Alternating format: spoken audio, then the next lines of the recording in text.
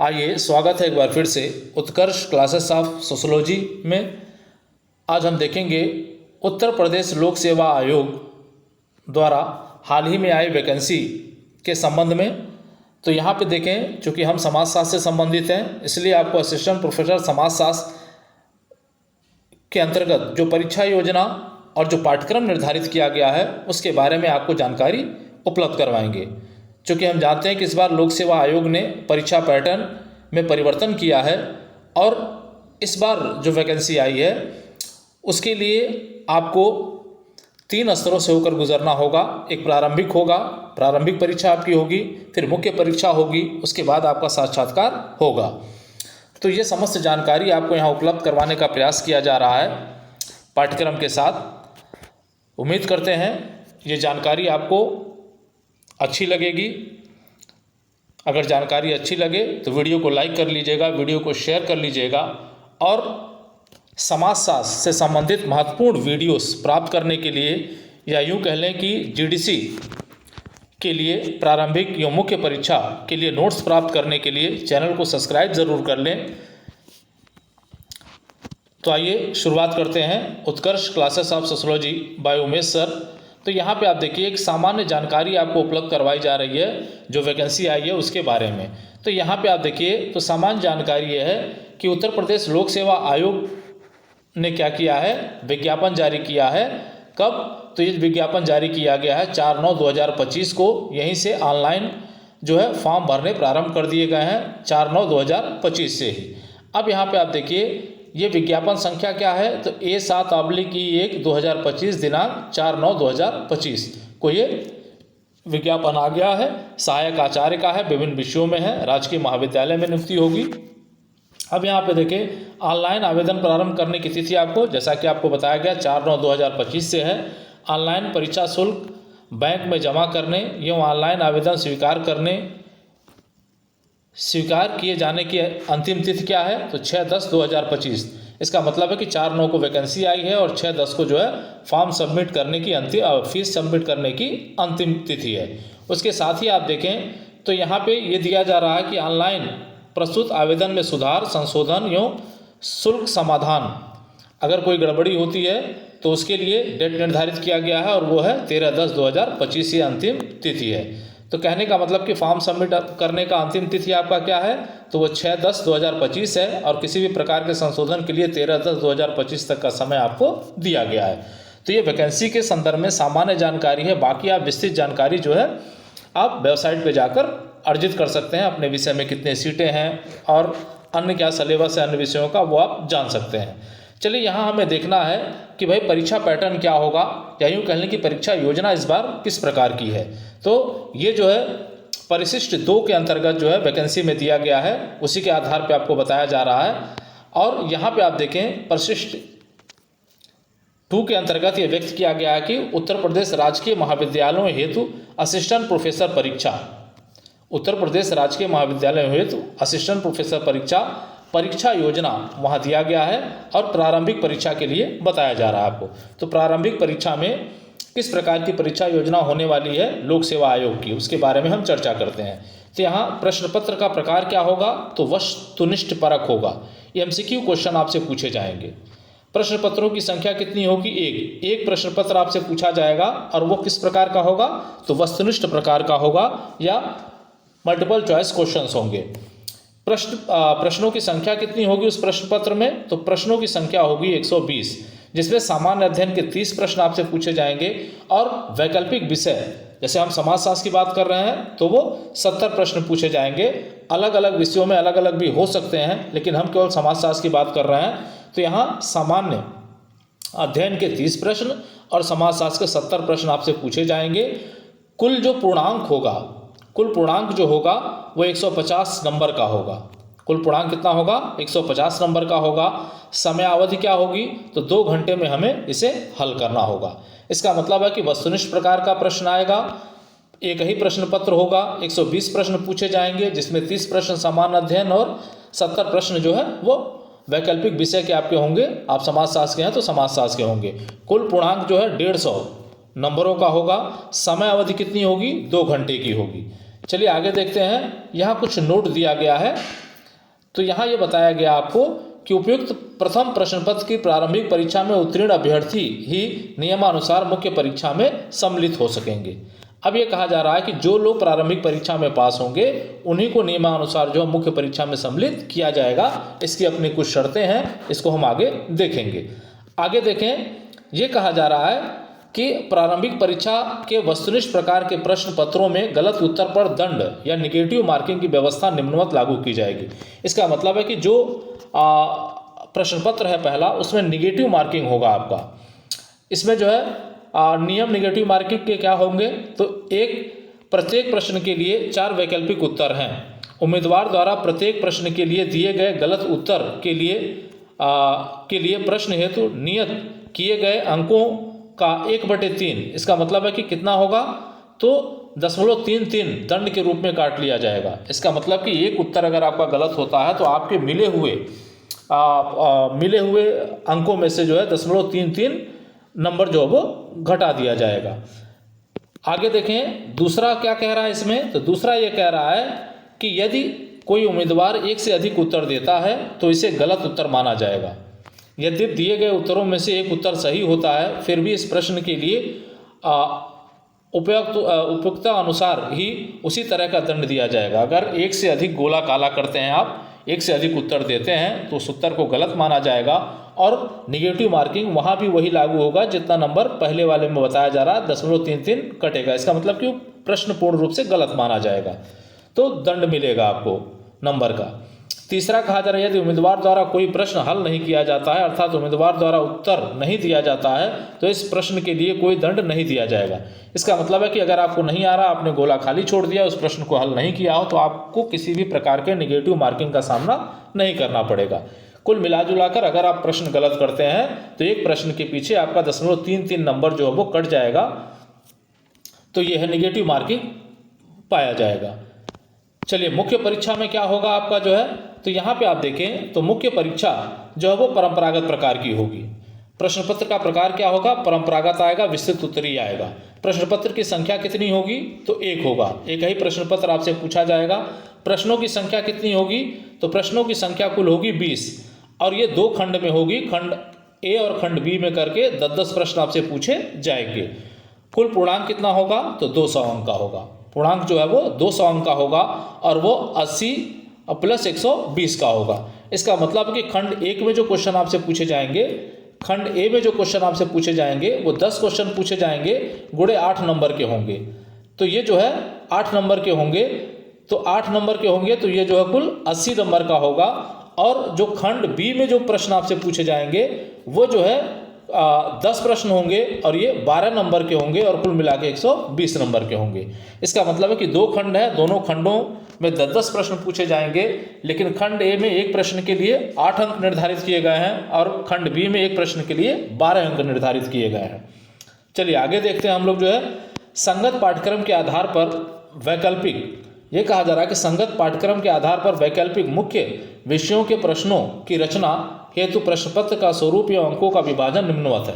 अब यहाँ बताया जा रहा है कि जो भी पाठ्यक्रम आपके निर्धारित किए गए हैं उसमें अगर वैकल्पिक विषय आपका है, उस विषय में प्रश्न पत्रों की रचना किस प्रकार से की जाएगी और अंकों का विभाजन किस प्रकार से किया जाएगा। ये देखिए मुख्य परीक्षा के प्रश्न पत्र में सभी प्रश्न करने अनिवार्य होंगे। इसका मतलब है कि जितने प्रश्न आपको दिए जाएंगे वो सभी प्रश्न करने आपके लिए अनिवार्य होंगे तथा वे 2 खंडों में विभाजित रहेंगे। इसका मतलब है कि जो पेपर आपका आएगा, प्रश्न पत्र जो आएगा वो 2 खंडों में विभाजित होगा। प्रश्नों की कुल संख्या खंडवार निम्नवत होगी। खंड अ में के अंतर्गत 10 प्रश्न पूछे जाएंगे, अति लघु उत्तरीय प्रश्न होंगे जिनके उत्तरों की सीमा 125 शब्दों में होगी। यहाँ प्रत्येक प्रश्न 8 अंक के होंगे। अब यहाँ देखें खंड अ में 10 प्रश्न आपसे पूछे जाएंगे जो लघु उत्तरीय प्रश्न होंगे और शब्दों की सीमा, कितने बड़ा प्रश्न आप लिखेंगे तो 125 शब्दों का मैक्सिमम आपका रहेगा, मिनिमम आपका रहेगा। मैक्सिमम यहाँ सीमा नहीं है, मिनिमम आप जो है 125 शब्द आप रखेंगे, जहाँ प्रत्येक प्रश्न 8 अंक का होगा, जैसा पहले भी बताया हमने। खंड ब के अंतर्गत 10 प्रश्न।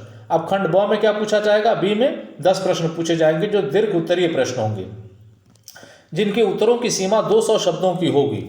यहाँ प्रत्येक प्रश्न 12 अंक का होगा।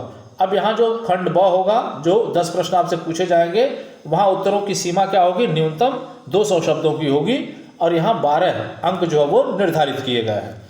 चलिए आगे देखें, यहाँ पर कहा जा रहा है ध्यातव्य हो कि उक्त प्रारंभिक परीक्षा, ये कहा जा रहा है कि ध्यातव्य हो कि उक्त प्रारंभिक परीक्षा जो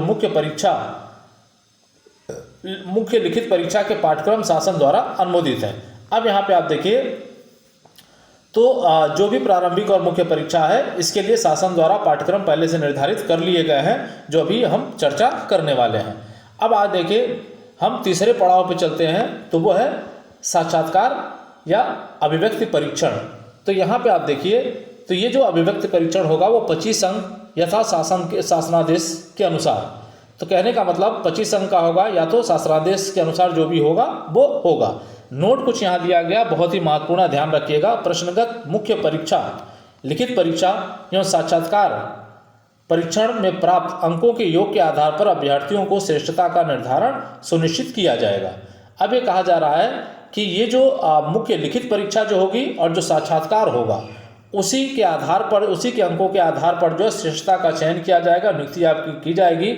और जो पहला प्रश्न पत्र है आपका जो है वस्तुनिष्ठ प्रकार का, वो नंबर जो है वो आपके रिजल्ट में नहीं जुड़ेंगे, केवल मुख्य परीक्षा और साक्षात्कार के नंबर जो है वो जुड़ेंगे, उसी के आधार पे आपको नियुक्ति दी जाएगी। और एक जानकारी और आपको बता दें, आगे आप चर्चा हम इस पर करेंगे, और वो है कि 40% से कम नंबर पे किसी को भी उत्तीर्ण नहीं माना जाएगा। इसका मतलब कि न्यूनतम क्राइटेरिया निर्धारित कर दिया गया है। यदि लोग 40% से कम नंबर पाते हैं तो ऐसे लोगों को अनक्वालिफाइड माना जाएगा, भले ही सीट खाली चली जाए। तो ये जानकारी आपके लिए है। अब देखें परिशिष्ट 3 के अंतर्गत जो है, परिशिष्ट 3 के अंतर्गत हम बात करें तो यहाँ पे जो है विषय सामान्य अध्ययन, सामान्य अध्ययन का पाठ्यक्रम आपको दिया गया है। पहले में सामान्य विज्ञान, सामान्य विज्ञान से पूछेगा। दूसरा राष्ट्रीय तथा अंतर्राष्ट्रीय महत्व की समसामयिक घटनाएं होंगी। तीसरा भारत का इतिहास, भारतीय राष्ट्रीय आंदोलन के सहित। चौथा भारतीय राज्य व्यवस्था तथा अर्थव्यवस्था। पांचवा भूगोल, भारत तथा विश्व। छठवां मानसिक योग्यता तथा सांख्यिकी आंकड़ों का विश्लेषण। तो ये जो है सामान्य अध्ययन के सामान्य अध्ययन का सिलेबस है। क्या पढ़ेंगे आप? सामान्य विज्ञान पढ़ेंगे, राष्ट्रीय तथा अंतर्राष्ट्रीय महत्व की समसामयिक घटनाएं पढ़ेंगे, भारत का इतिहास पढ़ेंगे भारतीय आंदोलन के साथ, राष्ट्रीय आंदोलन के साथ। चौथा भारतीय राज्य व्यवस्था एवं अर्थव्यवस्था पढ़ेंगे, भूगोल, भारत और विश्व का, और मानसिक योग्यता एवं सांख्यिकी आंकड़ों का विश्लेषण। अब यहाँ पे आप देखें थोड़ा सा एक हिंट दिया गया है, और वो हिंट ये है कि उत्तर प्रदेश के परिप्रेक्ष्य में अपेक्षित है। ये जितने भी आपको दिए जा रहे हैं वो उत्तर प्रदेश के परिप्रेक्ष्य में मूलतः अपेक्षित है। अभ्यर्थियों से उपयुक्त विषय की सामान्य जानकारी आवश्यक है। इसका मतलब यह है कि सामान्य जानकारी जो है आपको इन विषयों में जो है होनी चाहिए, और विशेष तौर पर उत्तर प्रदेश के बारे में या उत्तर प्रदेश के परिप्रेक्ष्य में ये जानकारियाँ आपको होनी चाहिए। चलिए अब यहाँ पे आप देखिए ये तो सामान्य का हो गया। अब हम आते हैं विषय से संबंधित। तो विषय हमारा चूँकि समाजशास्त्र है तो हम समाजशास्त्र के बारे में अध्ययन करेंगे। तो यहाँ 10 खंड में कुल जो है आपके पाठ्यक्रम को बांटा गया है। और पहले खंड में आप देखिए क्या दिया जा रहा है, मौलिक समाजशास्त्रीय अवधारणाएं, जिसमें समाजशास्त्र की ऐतिहासिकता, संस्था, समिति, परिस्थिति एवं भूमिका, संदर्भ समूह, प्रतिमान एवं मूल्य, वैचारिकी एवं आदर्श लोग, समुदाय एवं आभासी समुदाय, समाज एवं संजाल समाज, संस्कृति, समूह और उनके प्रकार। तो ये जो है पहले खंड के अंतर्गत आपसे इतनी चीज़ें पूछी जाएंगी। चलिए दूसरे खंड में हम देख लें क्या आता है। तो दूसरे खंड की अगर हम बात करें तो दूसरे खंड में आ जाता है सामाजिक प्रक्रियाएं। क्या है ये? सामाजिक प्रक्रियाएं। इसमें आएगा सहयोग, प्रतिस्पर्धा, संघर्ष, प्रसार, सात्मीकरण, पर संस्कृति ग्रहण होना चाहिए था यहाँ पे, एनकल्चराइजेशन, पृथकीकरण, एकीकरण, सामाजिक बहिष्करण, सामाजिक समावेशीकरण, डिजिटलाइजेशन, सामाजिकरण, सामाजिक स्तरीकरण और समाजीकरण के सिद्धांत। ये जो है दूसरे खंड के अंतर्गत आपसे पूछा जाएगा।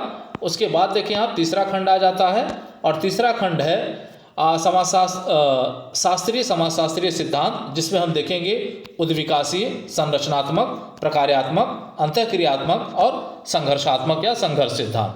तो इन सिद्धांतों को हम देखेंगे।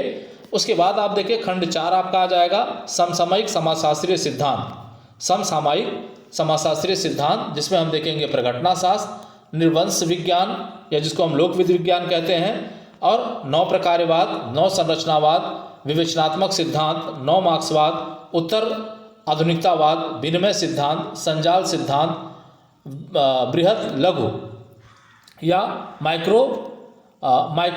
माइक्रो एकीकरण। तो ये जो है आप चौथे खंड के अंतर्गत पढ़ेंगे। उसके बाद हम देखें पांचवा जो खंड है आपका वो शोध से संबंधित है। तो यहाँ पे देखें, इसमें हम देखेंगे शोध प्रविधि, सामाजिक शोध बनाम सामाजिक सर्वेक्षण बनाम सामाजिक शोध, ज्ञान मीमांसा, अनुसंधान का तर्क, वैश्विकता बनाम व्यक्तिगता, परिमाणात्मक बनाम गुणात्मक पद्धतियाँ, प्रत्यक्षवाद बनाम हर्मेन्यूटिक्स, शोध प्रारूप, निर्दान, उपकल्पना, सामाजिक अनुसंधान में नैतिक मुद्दे, साहित्य चोरी एवं कॉपीराइट, PRA, व्यक्तिगत अध्ययन या केस स्टडी।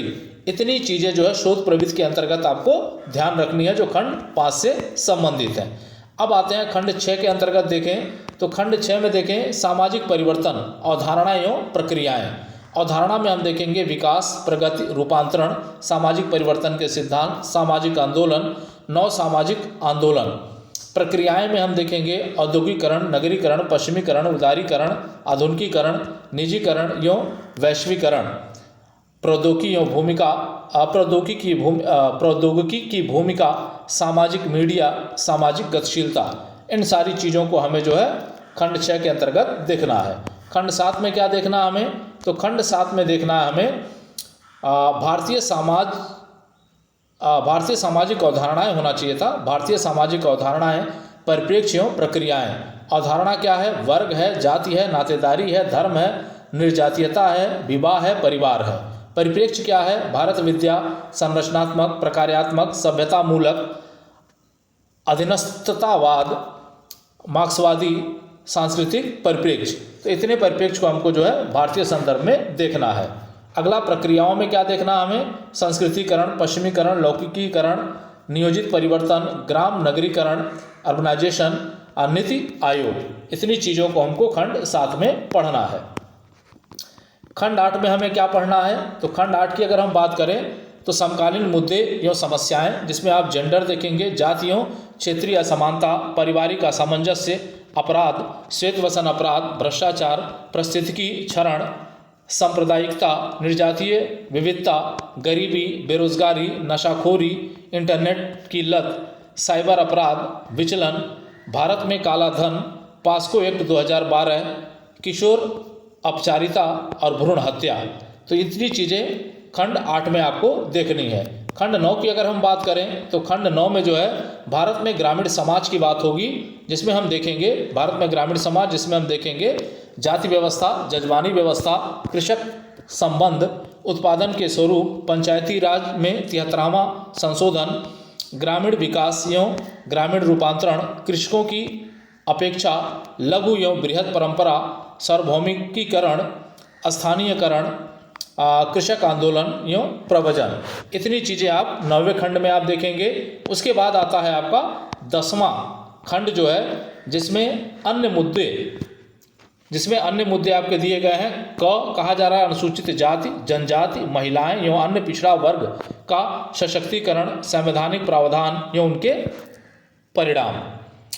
ख में देखना है परिस्थितिकी, 10 के ख में देखना है परिस्थितिकी और सततशीलता, परिस्थितिकी और सततशीलता। ग में देखना है आपको समष्टिगत, जिसको हम कारपोरेट कहते हैं, सामाजिक दायित्व या कारपोरेट का सामाजिक दायित्व। घ में देखेंगे वृद्धा अवस्था, फिर जनसंख्या और समाज, ऑनर किलिंग और जनजातीय समाज। तो ये जो है 10 खंडों में आपका विभाजित हुआ है। तो ये पूरा का पूरा सिलेबस आपको उपलब्ध करवाया गया।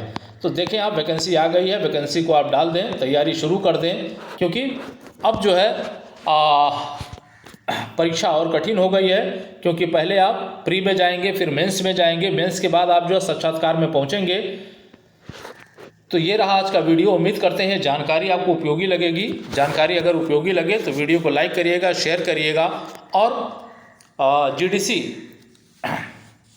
सहायक आचार्य के लिए, असिस्टेंट प्रोफेसर के लिए आप जो है चैनल को सब्सक्राइब ज़रूर कर लें ताकि आपको सहयोग मिलता रहे। जय हिंद, जय भारत।